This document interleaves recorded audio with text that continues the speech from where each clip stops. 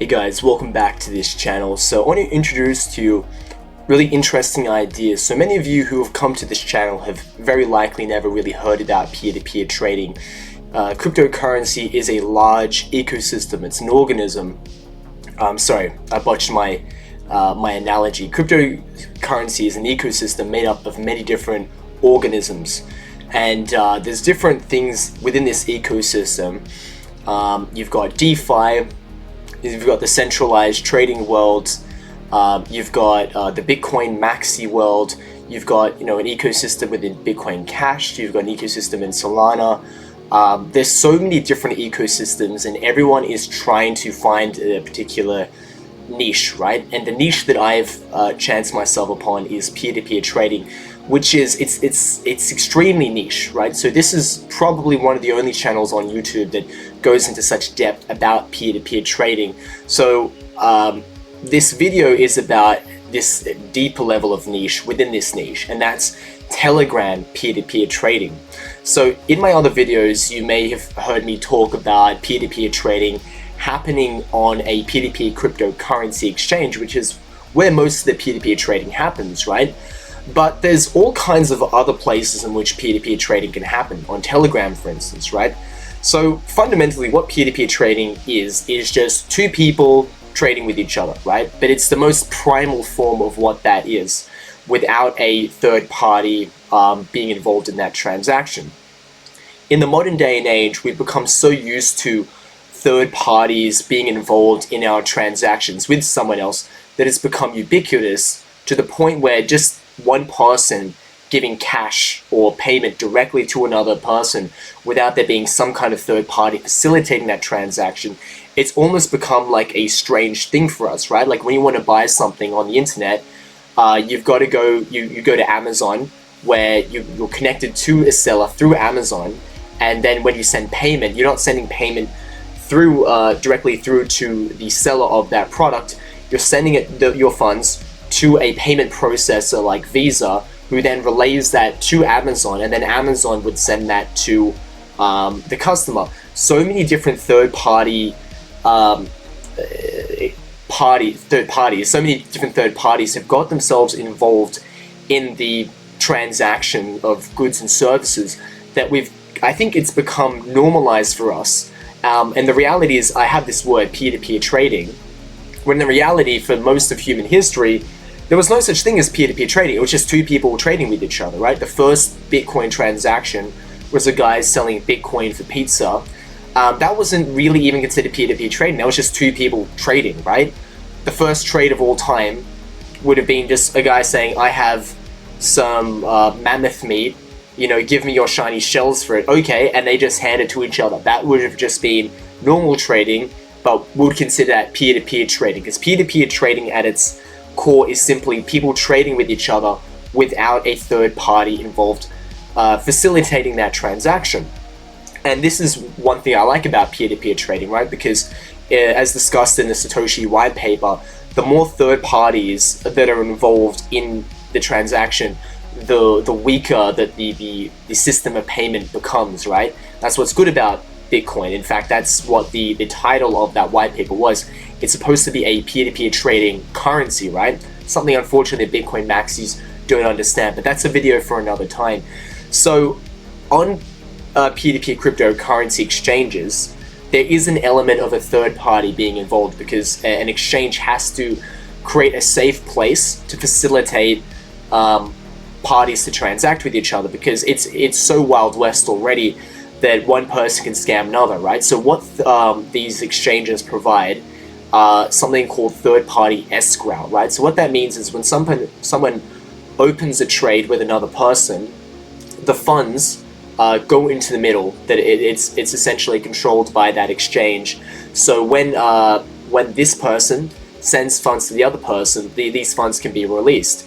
If it wasn't for that escrow, one person would just have to send funds to the other person and just trust that the other person will reciprocate in kind. And this allows for a host of scams, right? So as much as I love peer-to-peer trading, the reality is it leaves open the possibility for a lot of nefarious activity to go on. Scammers can run rampant, And this is often why peer-to-peer trading doesn't really happen online so much without third-party escrow. When you're dealing with someone in real life, like you go to get a haircut, right? You're going to pay in cash. Like the chances of you just getting a haircut and running out the door are very little. You know, it's a much more dangerous thing. So people they don't need a third-party escrow when they go to a hairdresser and pay for a haircut. But when you're dealing with people online, third-party escrow is very important. And this is why exchanges like peer-to-peer cryptocurrency exchanges exist, because the services they provide is something called third-party escrow, and that's what protects the buyer and seller from messing with each other. So where does the Telegram trading come in? So I want to discuss how you can do it, what the benefits are, and what the downsides of it are, right? So first, what Telegram trading, peer-to-peer Telegram trading is basically any transaction that you do with someone directly over Telegram. It's as simple as that. And this can also apply to other things as well, not even Telegram. This can be a transaction you make with someone over a forum. It can be with someone over social media, but ultimately it involves cryptocurrency, right? So maybe you find someone online on a forum and he's selling some service, right? So I'm in digital marketing. Maybe you find someone that's selling, he's doing lead gen, right? Or maybe you find someone who he's maybe on Facebook Marketplace, he's selling something, right? Ultimately, the idea is that you're going to send funds to them and hope that they send it to you back, right? But except instead of other social medias, it's on Telegram. Maybe you meet someone from somewhere on some forum and you go to Telegram to deal in crypto. And the reason why I emphasize Telegram is because Telegram is kind of like the home of crypto social media in a way, right? Like that is the native currency, if you could say there is one, of Telegram is cryptocurrency. People always deal in cryptocurrency on Telegram, and a lot of commerce happens on Telegram. A huge amount of commerce is done on Telegram, and we'll never know how much commerce is actually done because it's kind of kept secret, and that's the point.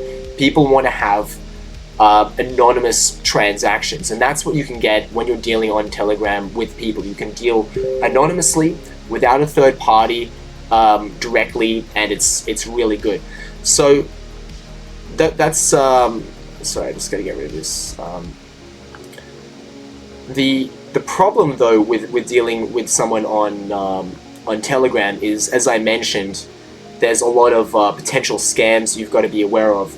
So there's people, usually from poor countries, that make a living just full-time making fake accounts, selling fake services in order to trick you out of your money. And the reason why I say they're usually from third world countries is that because they don't really need a whole lot of money, I guess, to survive. Like they're from a country that's usually a lot cheaper. So if they can make like $100 or $200 a week just in scams, they'll do it. So you've got to deal with a lot of this kind of stuff. And in order to protect yourself, my number one recommendation is, let's just say you find someone on a forum, on a social media, and you move to Telegram to start trading with each other, right? What happens is there's going to be a dynamic that unfolds where you're going to both have to figure out who's going to send money first, right? Now, in the parlance of peer-to-peer trading, especially in crypto, we call this going first. Now, going first implies that you're going to be the person to send the service or the crypto first in hope that the other person will reciprocate afterwards. Whoever goes first is the one that's going to be at risk of scamming. Whoever goes second doesn't have to worry about scamming at all. So you have to think about the position. Whoever's going first is the person who's most vulnerable. So if you can be in a situation where you can go second, you'll never have to worry about being scammed, right? But the thing is, if you always have to rely on someone else going first and you going second, you'll find that no one wants to trade with you because you don't have trust. So usually how it works is that if you've met each other on a forum or Telegram or wherever, the person who has to go first is the person with the lesser reputation, right? So if you've met on a forum somewhere, the person with the most karma points, the most reputation on that forum is the one that reserves the right to go second in that arrangement, right? Because they're already trusted it's much more likely that that person has a trustworthy character, because maybe other people have vouched for him. He's got a reputation to uphold on that forum or on that social media community. So it's more likely that he's going to uphold his end of the bargain, because let's just say if that guy scams you, supposedly you then go to the forum and say, hey, this guy with like 1,000 feedback and all this karma or whatever, this person who's been on this forum for years, he scammed me, here's proof of it, and it's a bad look. So the person with reputation is always less likely to be the scammer. So if you've got 500 feedback and someone's got 1,000 feedback on this forum, when I say feedback, like generally, you know, like on a lot of online forums, maybe someone likes a post, maybe someone does lots of posts, there's going to be some kind of level of feedback that's involved. So let's just say you've got 500 feedback on this forum and the other person's got 1,000 feedback. The assumption is you're going to be the one that has to go first, and then he's the one that has the privilege of going second, right? And this is going to apply to a lot of things. And let's just say you met each other directly on Telegram.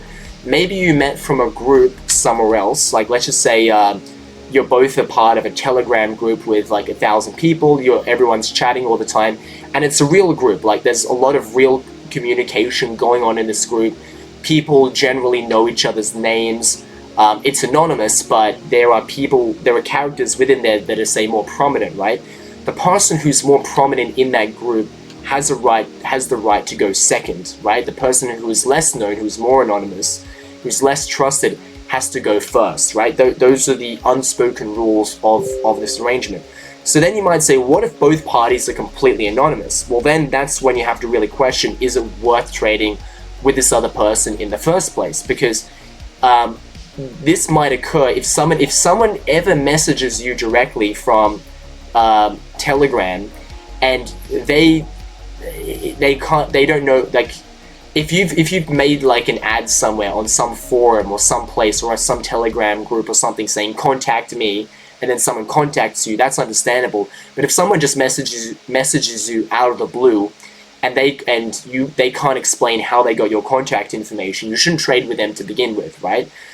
But if someone does message you out of the blue, but you know you've already posted your contact information in different places, you should ask that person, you know, who are you on this other place? You know, who is your what is your forum name? Like if this person found you on some kind of online forum, ask for proof of who that person is. Say, what's your name on this forum, and try and get them to prove it, right?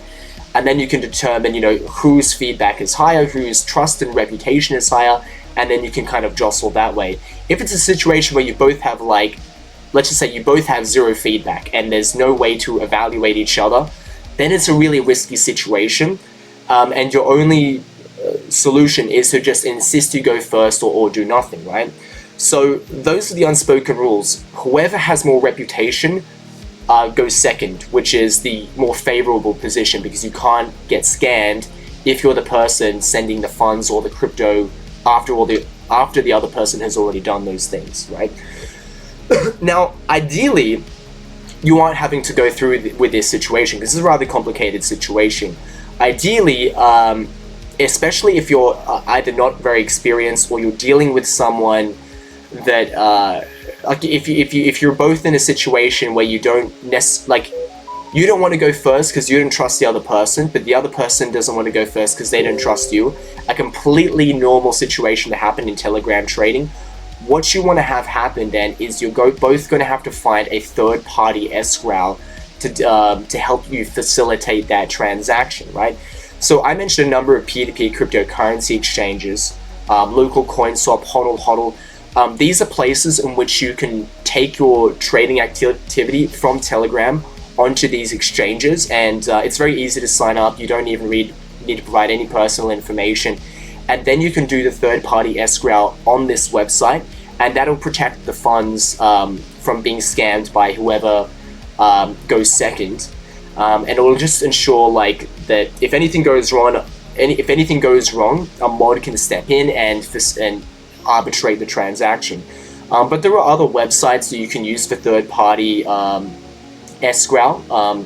with cheaper rates, and I don't have anything off the top of my head right now, but if you are interested in just getting third-party escrow, you can use my referral link in the description below for local coin swap and hodl. So let's just say, for example, I'm gonna use a silly example, right? You're into K-pop collectible items, like they're like some kind of NFT, right? I'm using this example because it's come to my attention that there's like a very thriving K-pop trading community on Reddit, some subreddit for it. People are trading regularly, but people are getting scammed all the time, right? So let's just say you meet someone, you take the trade to Telegram, or maybe you're still on Reddit talking on the chat there, but maybe you're on Telegram, and you know you're in this jostling thing with this other person. You don't want to send first. You don't want to send crypto to this person because he might scam you, and he doesn't want to send you the Korean K-pop thing first because you might scam him. If you're in that situation, you'll then have to come to compromise with each other and say, we need to go to a third-party escrow service, and then you can take it to a place like local coin swap or a place like hodl, and you can use my referral link in the description below for that. So in conclusion, Telegram trading is dangerous. It's very Wild West. It's very chaotic, but it's completely anonymous. And what's really good, this is something I didn't mention that I want to get into, is that if you find someone that you trust and you can work, if you find someone you can trust, you can continue working with that person. And if it comes to the point where you've traded like 10 times with one person, the chances of them scamming you on the 11th time is exceedingly unlikely. And you'll find that there are a number of people you can even do business with on Telegram. You can have these long-term trading relationships with people on Telegram. And there are people that I've traded with for years on Telegram. They've never scammed me, and we're doing business with each other for a really long time. And I never have to worry about these people scamming me. And the benefit of having these kinds of relationships is that we never have to pay for escrow on some kind of third-party trading website, you know, whether it's you know, a crypto exchange or something else, right? We can deal directly with each other, which is exceedingly cheap. It's completely anonymous, and you can also, if you get involved in if you get involved in peer-to-peer trading, particularly on a place like Telegram, if you're a trustworthy individual, you can monetize your trust. You can monetize on your reputation, and people would love to work with you provided that you have a squeaky clean reputation. You've never scammed anybody. You've built up a name for yourself. Everyone that's dealt with you has only had good experiences. When you get a situation like this going on and you've got a good reputation, you then get the privilege of always going second, which means you don't have to worry about getting scammed. And you can have these great relationships, and people can give you great deals because they get to deal with you directly on Telegram, as opposed to another place in which they're going to have to pay additional funds. So thanks a lot for watching, guys. Use my referral links in the description below if you want to get more involved in peer-to-peer trading, and subscribe to this channel if you want to learn more about debanking. So thanks a lot for watching again, and I'll see you in the next video. Peace.